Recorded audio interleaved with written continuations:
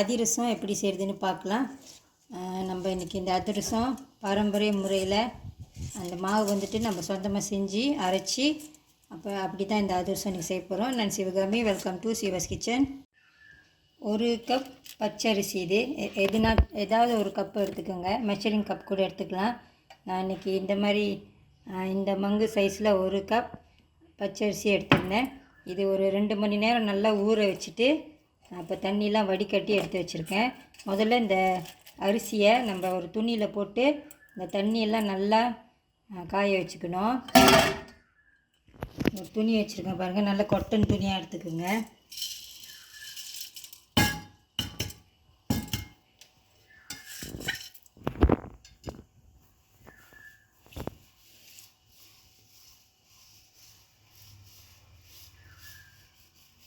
இது ஒரு 20லேருந்து ஒரு 30 நிமிஷம் வரைக்கும் இது இப்படியே விட்டுட்டிங்கன்னா இந்த எக்ஸ்ட்ரா தண்ணியெல்லாம் இந்த துணியில் போயிடும். அப்புறமா நம்ம இந்த அரிசியை அரைச்சிக்கலாம், பிளெண்ட் பண்ணிக்கலாம். இந்த அரிசிலாம் ஒரு 20-25 நிமிஷம் இந்த துணியிலே நான் அப்படியே காய வச்சுருந்தேன்.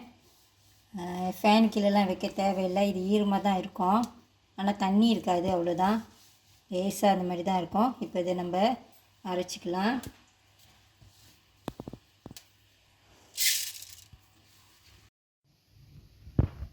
நம்ம எல்லா அரிசியும் கொஞ்சம் கொஞ்சமாக அரைச்சிட்டு ஒன்றா அப்புறம் சளிச்சிக்கலாம்.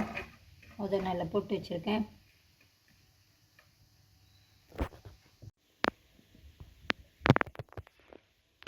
இந்த 1 கப் அரிசியை நான் 3 வாட்டி போட்டு அரைச்சிருக்கேன். என்னோடய பிளெண்டர் சின்னது தான்.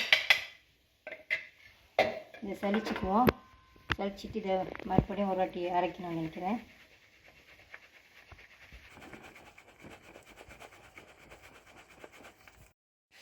இந்த மிச்சம் இருக்கிற மாவை மறுபடியும் பிளெண்டரில் போட்டு அரைச்சிக்கலாம் ஒரு வாட்டி.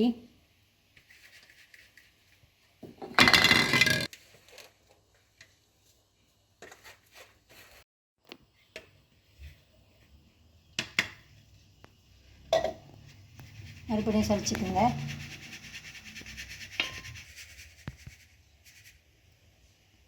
கடைசியாக இவ்வளோ மாவு மிச்சமாக இருக்குது பாருங்கள். இதில் ஒரு பொடி எடுத்து இந்த மாதிரி ஒரு பொடி எடுத்து இந்த மாவில் சேர்த்துக்கலாம். அது கொஞ்சம் கிறிஸ்பியாக இருக்கும் அந்த அதிரசம். அப்புறம் இதை நம்ம டிஸ்கார்ட் பண்ணிடலாம். இந்த மாவில் ஒரு டீஸ்பூன் சுக்கும் ஏலக்காயும் ஒன்றா இடித்து வச்சுருந்தேன் நான், சளிச்சிட்டு அதை போட்டுக்கலாம்.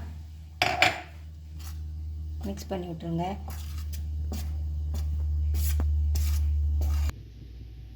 இந்த மாதிரி கப்பில் 1 கப் அரிசி எடுத்திருந்தேன், பச்சை அரிசி. இப்போ அதே கப்பில் 3/4 கப் கருப்பு சீனி எடுத்திருக்கேன். ஒரு 1/4 கப் தண்ணி.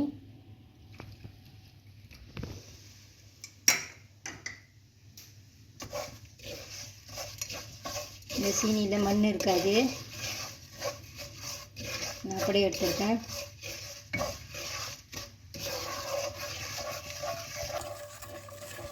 இந்த பாகு வந்துட்டு கரெக்டாக நம்ம செஞ்சுக்கணும் இந்த அதிரசத்துக்கு. நான் வந்துட்டு இந்த சீனி கொதி வந்துட்டோன்னே அந்த எல்லாமே முழுசாக பபிள்ஸ் வரும். அந்த ஸ்டேஜில் நான் அடுப்பை ஆஃப் பண்ணிவிட்டு இந்த மாவு இதில் சேர்த்துக்குவேன்.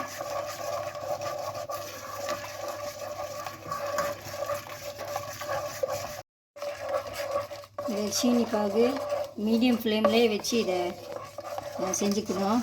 நான் கிண்டிக்கிட்டே இருக்கேன் பாருங்கள். நல்ல ஒரு அடிகனமாக இருக்கிற ஒரு பேன் எடுத்துக்கோங்க, ஒரு பானை எடுத்துக்கோங்க, நல்லா ஒரு சட்டி எடுத்துக்கோங்க.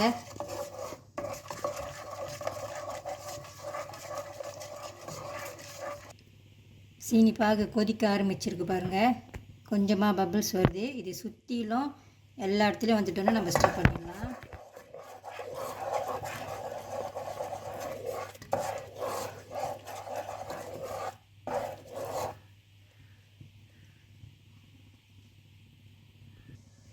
இப்போ பாருங்கள், இந்த பபிள்ஸ் எல்லா இடத்துலையும் வந்துருச்சு.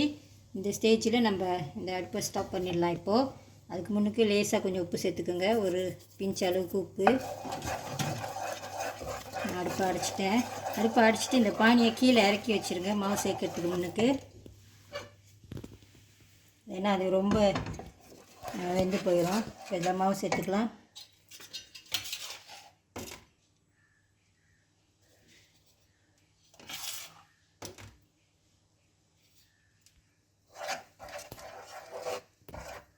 கொஞ்சம் கொஞ்சமாக சேர்த்துக்குங்க, கிண்ட ஈஸியாக இருக்கும். அப்போ தான்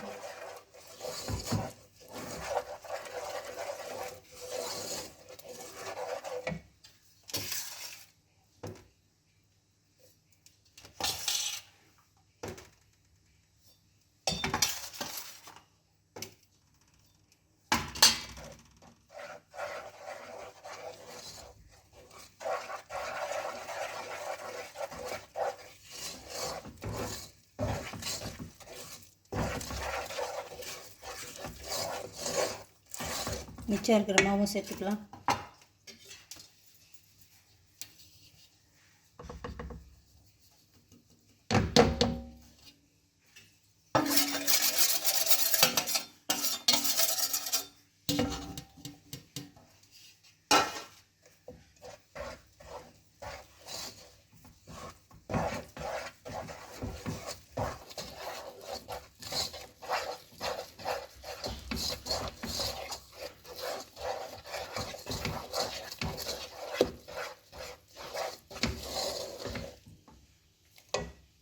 இதில் அடுத்து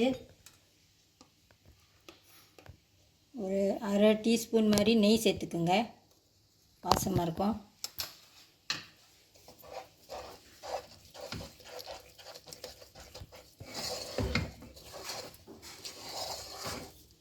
ஒரு கப் மாவுக்கு இந்த 3/4 கப் சீனி அளவு கரெக்டாக இருக்குது பாருங்கள். நீங்கள் சீனி ரொம்ப இனிக்க வேணாம் அப்படின்லாம் சொல்லிவிட்டு சீனிலாம் குறைச்சி செஞ்சிங்கன்னா நம்மளுக்கு அந்த பதம் கரெக்டாக கிடைக்காது. எவ்வளோ கரெக்டாக இருக்குது பாருங்கள். இந்த மாதிரி இருக்கணும் அதிரசம் மாவு.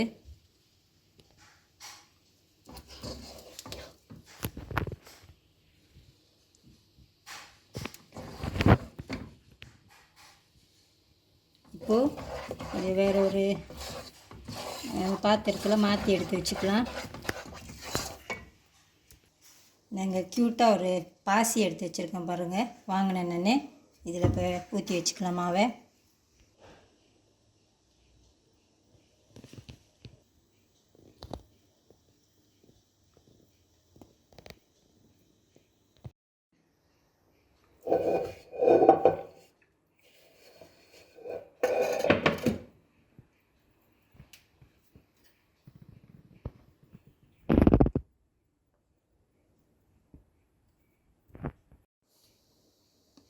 மேலே லைட்டாக இன்னும் கொஞ்சோண்டு நெய் போட்டு இந்த மாவு காயாமல் இருக்கணும், கொஞ்சமாக பூசி விட்ருங்க.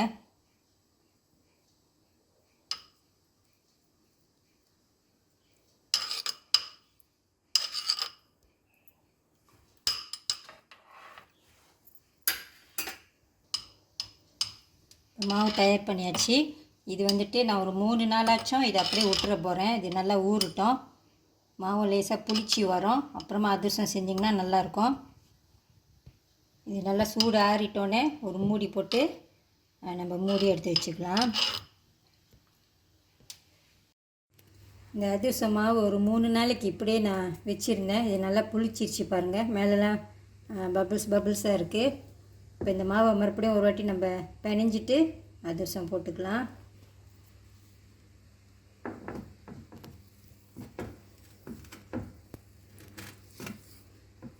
இந்த ஒரு பிளேட்டில் எடுத்து வச்சுக்கோங்க.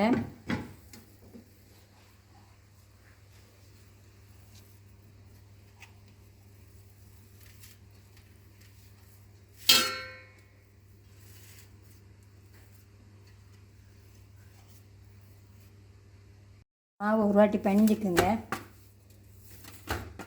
மாவு ரெடியாக இருக்குது. எண்ணெய் சூடாக்கிக்கணும்,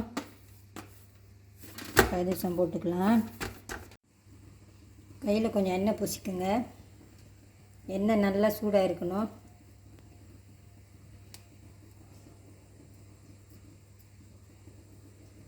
நான் சின்ன சின்ன அதிரசமாக தான் செய்கிறேன். உங்களுக்கு பிடிச்ச சைஸில் நீங்கள் செஞ்சுக்கோங்க.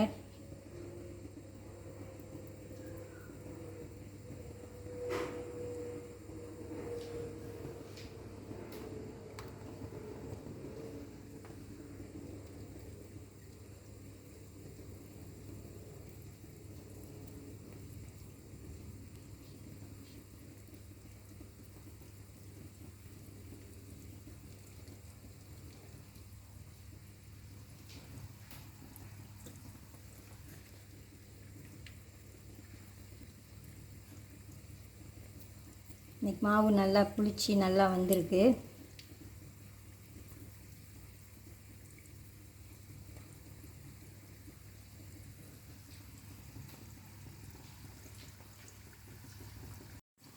இதை போட்டோன்னே திருப்பாமல் கொஞ்சம் நேரம் கழித்து திருப்பிக்கோங்க.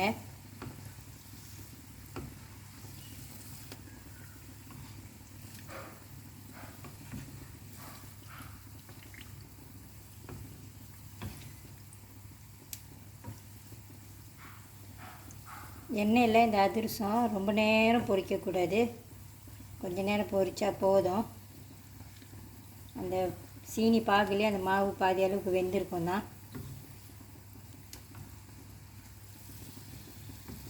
இது எவ்வளோ அழகாக இருக்குது பாருங்கள். இந்த மாதிரி ஒரு கலரில் வந்துட்டோன்னே இதை எடுத்துடலாம்.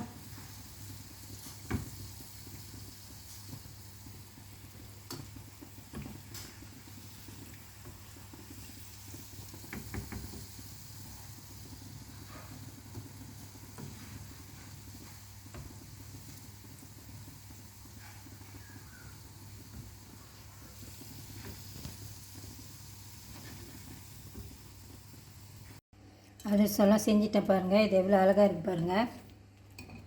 இந்த மாதிரி சைஸில் எனக்கு ஒரு 40 அதிரசம் கிடச்சிருக்கு இன்றைக்கி. நான் சின்னதாக தான் செஞ்சுருக்கேன். இந்த மாதிரி சைஸில் மினி அதிரசம் இது ஒரு 40 கிடச்சிருக்கு. நான் அரிசி வந்துட்டு இந்த மாதிரி ஒரு கப் அரிசி எடுத்திருந்தேன் நான். இந்த தீபாவளிக்கு நீங்களும் இந்த அதிரசம் ரெசிபி ஒரு வாட்டி ட்ரை பண்ணி பாருங்கள். பிகினர்ஸ்க்கெலாம் ஈஸியாக இருக்கிற மாதிரி நான் ஒரு சின்ன ரெசிபி தான் இன்றைக்கி செஞ்சுருக்கேன். ஒரு கப் மாவு போட்டு நான் செஞ்சுருக்கேன். இந்த வீடியோ உங்களுக்கு பிடிச்சிருந்துச்சின்னா லைக் பண்ணிவிட்டு ஷேர் பண்ணிவிட்டு சிவாஸ் கிச்சன் சேனலுக்கு சப்ஸ்கிரைப் பண்ணிக்கோங்க. தேங்க்யூ ஃபார் வாட்சிங். ஒரு அதிரசத்தை இப்போ பிச்சு பார்க்கலாம். இது எவ்வளோ கிறிஸ்பியாக இருக்குது பாருங்கள். அந்த சவுண்டுலேயே உங்களுக்கு தெரியும்.